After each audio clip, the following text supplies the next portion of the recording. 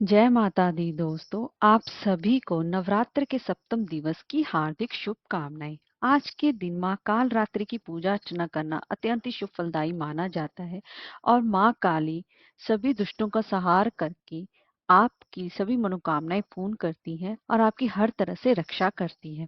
और आज के दिन माँ काल रात्रि के प्रति उनकी पूजा अर्चना करना, उनके प्रति निमित्त व्रत किया जाता है और इसी के साथ साथ दुर्गा सप्तशती सुनने का भी विधान है। दोस्तों, आज मैं आपको दुर्गा सप्तशती का 11वां अध्याय श्रवण करवा रही हूँ। इसके पहले के 10 अध्याय मेरे चैनल पर अपलोड है, आप वहां पर जाके श्रवण कर सकते हैं। तो चलिए वीडियो शुरू करते हैं। दोस्तों, अगर आपको हमारी वीडियो अच्छी लगी हो तो लाइक, शेयर और सब्सक्राइब करना ना भूलें और कमेंट बॉक्स में जय माता दी अवश्य लिखें। दोस्तों, 11वां अध्याय शुरू करने से पहले हम माता का ध्यान करते हैं और उसके बाद कथा प्रारंभ करते हैं। मैं भुवनेश्वरी देवी का ध्यान करती हूँ। उनके श्री अंगों की आभा प्रभात काल के सूर्य के समान है और मस्तक पर चंद्रमा का मुकुट है। वे उभरे हुए सतनों और 3 नेत्रों से भी युक्त हैं।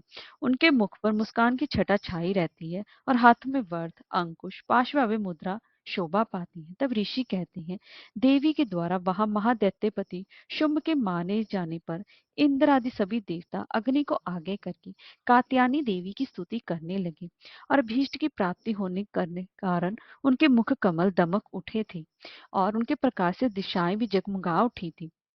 तब देवता बोले, शरणागत की पीड़ा दूर करने वाली देवी हम पर प्रसन्न हो। संपूर्ण जगत की माता हम पर प्रसन्न हो। देवी, तुम्हारा पराक्रम अलंघनीय है। तुम्हारी जल रूप में स्थित संपूर्ण जगत को तुम तृप्त करती हो। इस विश्व की कारणभूता परम माया हो। देवनी, तुमने इस समस्त जगत को मोहित कर रखा है। देवी, संपूर्ण विद्याएं तुम्हारे ही भिन्न भिन्न स्वरूप हैं। जगत में जितनी स्त्रियां हैं वे सब तुम्हारी ही मूर्तियां हैं। तुम्हारी स्तुति क्या हो सकती है। तुम तो सत्वन करने योग्य पदार्थों से भी परे वे परावाणी हो। जब तुम देवी सब स्वरूपा देवी स्वर्ग तथा मोक्ष प्रदान करने वाली हो, तब इसी रूप में तुम्हारी स्तुति हो गई। तुम्हारी स्तुति के लिए इससे अच्छी उक्तियां और क्या हो सकती हैं। कला काष्ठा आदि के रूप में कर्मश की ओर ले जाने वाली तब विश्व का उपसंहार करने में समर्थ नारायणी, तुम्हें नमस्कार है। नारायणी, तुम सब प्रकार का मंगल में करने वाली मंगलमयी हो। कल्याणदानी शिवा हो। सब पुरुषों को सिद्ध करने वाली शरणागत वत्सला, 3 नेत्रों वाली एवं गौरी हो। शरण में आए हुए दीनों व पीड़ितों की रक्षा में संलग्न रहने वाली तथा सबकी पीड़ा दूर करने वाली नारायणी देवी, तुम्हें नमस्कार है। महेश्वरी रूप से त्रिशूल, चंद्रमा में सबको धारण करने वाली तथा महान वृषभ की पीठ पर बैठने वाली नारायणी देवी, तुम्हें नमस्कार है। मोर और मुर्गों से घिरी रहने वाली तथा महाशक्ति धारण करने वाली कुमारी रूप धारणी निष्पापे नारायणी, तुम्हें नमस्कार है। हाथ में भयानक महाचक्र लिए और दाढ़ों पर धरती को उठाए वाराही रूप धारणी कल्याण में नारायणी, तुम्हें नमस्कार है। मस्तक पर किरीट और हाथ में महावज्र धारण करने वाली, सहस्त्र नेत्रों के कान, उदीप्त दिखाई देने वाली और वृतासुर के प्राणों का भर करने वाली इंद्र शक्ति रूपा नारायणी देवी, तुम्हें नमस्कार है। शिवदूती रूप से दैत्यों की महती सेना का संहार करने वाली, भयंकर रूप धारण तथा विकट गर्जना करने वाली नारायणी, तुम्हें नमस्कार है। लक्ष्मी, लज्जा, महाविद्या, श्रद्धा, पुष्टि, स्वधा, ध्रुवा, महारात्रि तथा महा अविद्या रूपा नारायणी, तुम्हें नमस्कार है। सर्वस्वरूपा सर्वेश्वरी तथा सब प्रकार की शक्तियों से संपन्न दिव्य रूपा दुर्गा देवी, सब भयों से हमारी रक्षा करो, तुम्हें नमस्कार है। भद्रकाली, ज्वालाओं के कान, विकराल प्रतीत होने वाला, अत्यंत ही भयंकर और समस्त असुरों का संहार करने वाला तुम्हारा ये त्रिशूल हमें भय से बचाए, तुम्हें नमस्कार है।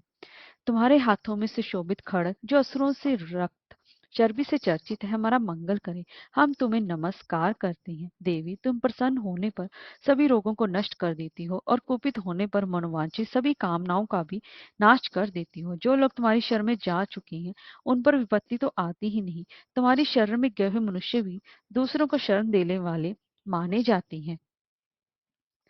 देवी, विद्याओं में ज्ञान को प्रकाशित करने वाले शास्त्रों में तथा अधिवाक्यों में तुम्हारे सिवा और किसका वर्णन है तथा तुमको छोड़कर दूसरी ऐसी कौन सी शक्ति है जो इस विश्व को अज्ञान में घोर अंधकार से परिपूर्ण ममता रूपी गड्ढे में निरंतर भटका रही हो। तुम विश्व का पालन करती हो, विश्व रूपा हो, इसलिए संपूर्ण विश्व को धारण करती हो। तुम भगवान विश्वनाथ की भी बंधनिया हो।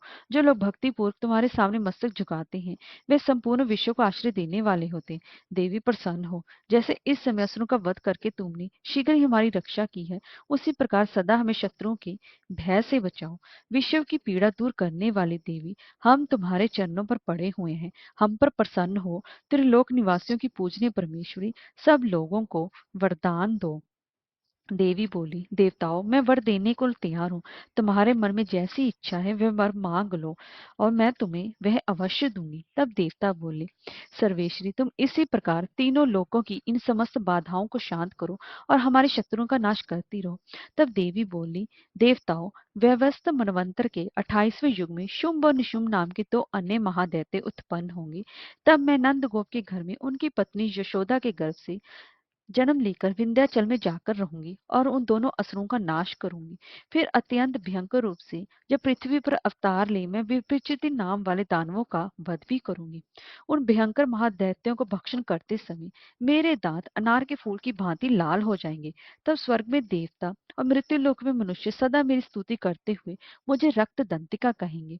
फिर जब पृथ्वी पर 100 वर्षों के लिए वर्षा रुक जाएगी और पानी का अभाव हो जाएगा, उस समय मुनियों के सत्वन करने पर मैं पृथ्वी पर अयोनिजा के रूप में प्रकट होंगी और 100 नेत्रों से मुनियों को देखूंगी। तब मनुष्य शताक्षी नाम से मेरा कीर्तन करेंगे। देवताओं, उस समय अपने शरीर से उत्पन्न हुए शाकुत वर समस्त संसार का भरण पोषण करूंगी। जब तक वर्षा नहीं होगी तब तक वे शाक ही सबके प्राणों की रक्षा करेंगी। ऐसा कारण पृथ्वी पर मेरी शाकंभरी नाम से ख्याति होगी। उस अवतार में मैं दुर्गम नाम का महादैत्य का वध भी करूंगी। इससे मेरा नाम दुर्गा देवी के नाम से भी प्रसिद्ध होगा।